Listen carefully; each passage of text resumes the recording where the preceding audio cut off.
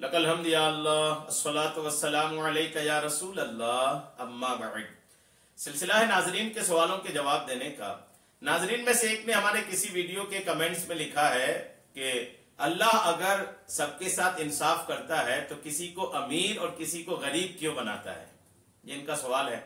سوال کا جو پہلا جملہ ہے نا کہ اللہ اگر سب کے ساتھ انصاف کرتا ہے تو کسی کو امیر کسی کو غریب کیوں بناتا ہے، اگر سوال کرنے والا یہ اس بات پر شک کرتا ہے یا اللہ کریم کے بارے میں یہ سوچتا ہے کہ اللہ کریم سب کے ساتھ برابری کا انصاف نہیں کرتا تو ایسا آدمی تو اسلام سے خارج ہو جائے گا۔ اللہ کریم کو نا انصاف کہنے والا، اللہ کریم کے انصاف کرنے پر شک کرنے والا، یہ اللہ کریم کی ذات پر انگلی اٹھانا ہے اور اس سے آدمی ایمان سے خارج ہو جاتا ہے۔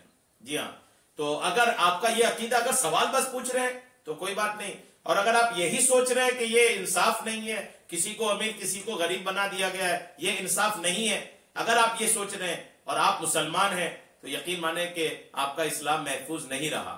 آپ پھر کلمہ پڑھیں، دوبارہ شادی شدہ ہے تو آپ اپنی بیوی سے نکاح بھی لوٹائیں، کسی پیر سے مرید ہے تو اپنی بیعت بھی دہرائیں۔ جی ہاں، کیونکہ اللہ کریم جیسا انصاف، اللہ کریم جیسا انصاف کون کرے گا؟ رب ہے وہ، رب نہیں انصاف کرے گا تو کون کرے گا؟ اور آپ کو لگتا ہے کہ کسی کو امیر بنا دیا کسی کو غریب بنا دیا تو ناانصافی ہو گئی؟ آپ کو پتا ہے اللہ کریم نے آپ کو پیدا کیا، ہم کو پیدا کیا، تمام کائنات کی ساری چیزوں کو اللہ کریم نے پیدا کیا، اور جس چیز کو اللہ کریم پیدا کیا ہے، پیدا کرنے والا ہی وہی ہے، تو وہ جس کو جس حال میں رکھے اس کا حق ہے، وہ چاہے جس حال میں رکھے۔ آپ کسی چیز کو بناتے ہیں، آپ کسی چیز کو، آپ بیٹھے بیٹھے ہیں اور بیٹھے بیٹھے آپ یہ ایک گھر بنایا آپ نے، اور گھر بنائے، مان لیجئے کوئی مٹی کا لیے ریت کا ایک گھر بنائے، بچے لوگ گھر بناتے ہیں، بیٹھے بیٹھے ریت کا ایک گھروندہ بنایا اور پھر توڑ دیا۔ اب کوئی کہے کہ یار تم بڑا ناانصاف آدمی ہو یار، گھر بنائے اور توڑ دیے، تو کہے گا میں نے بنایا، میں توڑوں چاہے رکھوں۔ آدمی اپنا گھر بناتا ہے، من چاہا کلر کرتا ہے، من چاہا کچھ کرتا ہے۔ آدمی اپنا ایک گھر بنایا، اپنا گھر بنایا، گھر کے کسی کمرے میں رنگ پینٹ وغیرہ زیادہ کرتا ہے، کسی کمرے میں کم کرتا ہے، کسی کمرے میں مہنگا دروازہ لگایا، کسی میں کم لگایا، تو اب کوئی آپ کو آ کر کے کہے یار بڑا ناانصاف آدمی ہو، ایک کمرے کو تو بڑا سجا لیا، دوسرے کمرے کو ایسے ہی چھوڑ دیا، تو آپ کہو کہ میرا گھر ہے، میں چاہے پورے گھر میں اچھا کلر کروں چاہے پورے گھر میں اچھا کلر نہیں کروں، میں گھر کا مالک ہوں، میں جس طرح رکھوں۔ کہیں گے کہ نہیں کہیں گے؟ آپ ہر آدمی کہے گا یہ۔ تو غور کیجئے، آپ اللہ کی دی ہوئی طاقت سے کوئی چیز بناتے ہیں تو آپ اس میں مختار ہیں، چاہے آپ اس کو جس طرح رکھیں۔ آپ کو کوئی ٹوکے تو آپ کو غصہ آ جائے، اللہ کریم بھی آپ کو بنایا ہے، امیر کو بھی اللہ نے بنایا، غریب کو بھی اللہ نے بنایا ہے، اور اللہ کریم غریب امیر جو بھی بنایا وہ اللہ کی قدرت ہے، اللہ جس کو چاہے جیسا چاہے بنائے۔ ایسا سوچنے والا پھر یہ کہے گا کہ کسی کو گورا بنایا، کسی کو کالا کیوں بنایا، کسی کو ناٹا بنایا، کسی کو لمبا کیوں بنایا، کسی کو اپاہج کسی کو صحیح بنایا، کسی کو اندھا کسی کو آنکھ والا بنایا، کسی کو سننے والا کسی کو بہرا بنایا، تو پھر تو آپ کہاں جا کے رکیے گا؟ رکنے کی جگہ نہیں ہوگی آپ کو۔ اللہ ہے وہ، رب ہے وہ۔ آپ اگر اسلام لائے ہیں، اگر آپ نے ایمان لایا ہے، اگر آپ خدا کو مانتے ہیں تو آپ کو خدا پر ایسا مطلق عقیدہ رکھنا پڑے گا کہ اللہ کریم ہے، وہ خالق ہے، مالک ہے، وہ جس طرح چاہے رکھے، بندے کو رہنا پڑے گا۔ کو کیا لگتا ہے آپ کو؟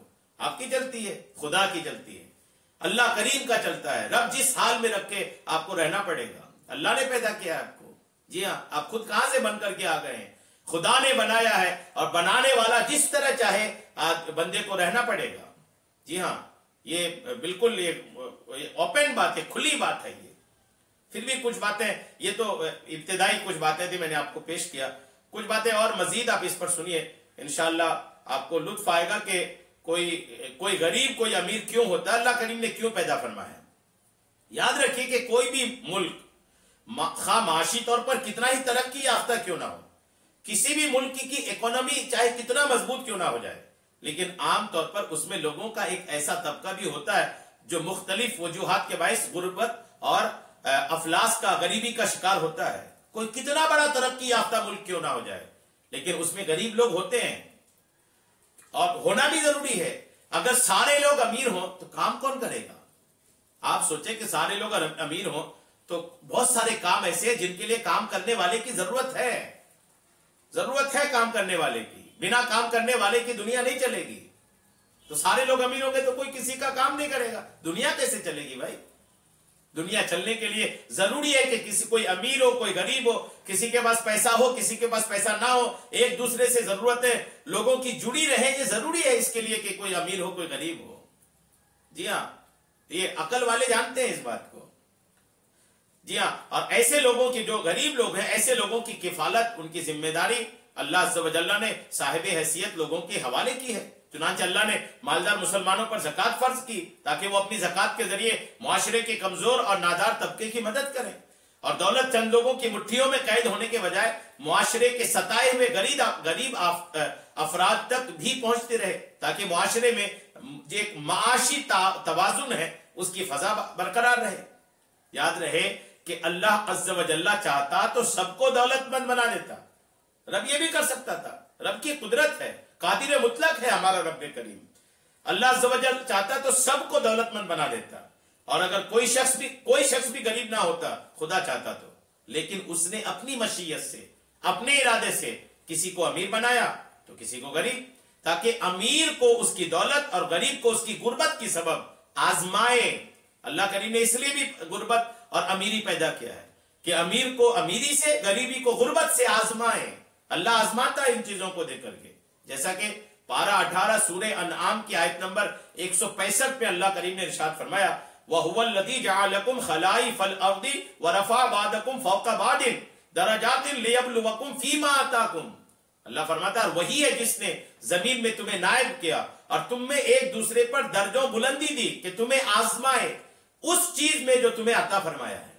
اللہ کریم آزمانے کے لیے کسی کو چھوٹا کسی کو بڑا بنایا، کسی کو بڑا بنایا تو اس کی بڑائی سے اس کو آزما رہا ہے، کسی کو چھوٹا بنا تو اس کے چھوٹے پن سے اس کو آزما رہا ہے، امیر کو دولت دے کر آزما رہا ہے، غریب کو غربت دے کر کے آزما رہا ہے۔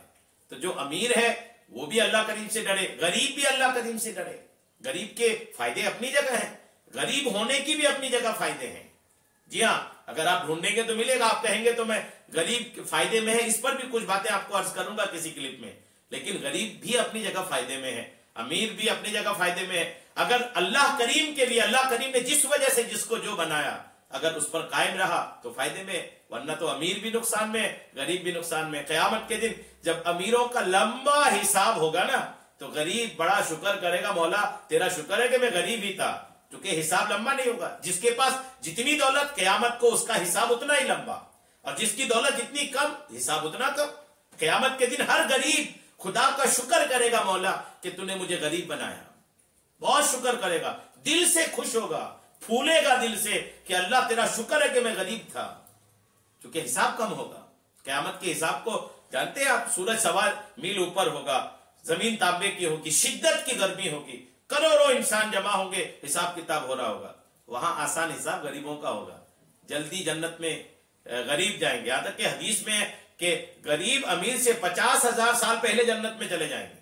یہ بھی تو آپ دیکھیں، آپ کو 50,000 سال پہلے جنت مل رہی ہے، 60-70 سال کی دنیاوی زندگی کی غریبی، اس کے بدلے میں 50,000 سال پہلے اگر جنت میں جانے کو مل رہا ہے تو آپ کیا کہیے گا؟ ناانصافی ہے؟ ہرگز ناانصافی نہیں ہے۔ اپنے خیالات کو درست کیجئے، اللہ پر ایمان اگر لائے ہیں تو ایمان ویسا لائیے جیسے ایمان لانے کا حق ہے۔ اللہ کریم ہم سب کو اعمال خیر کی توفیق عطا فرمائے، آمین، بجاہ النبی الامین صلی اللہ تعالی علیہ وسلم۔